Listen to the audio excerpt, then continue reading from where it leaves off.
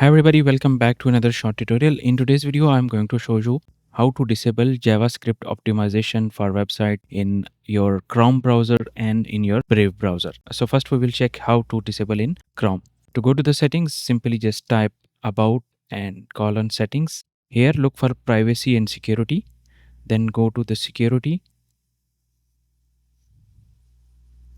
Go down a little bit and look for manage JavaScript optimization and security, and here just select don't allow sites to use JavaScript optimization. So this way you can disable JavaScript optimization in Google Chrome. To disable same thing in Brave, go to the settings, privacy and security. Again click on the security tab, then click on manage JavaScript optimization and security and turn it off.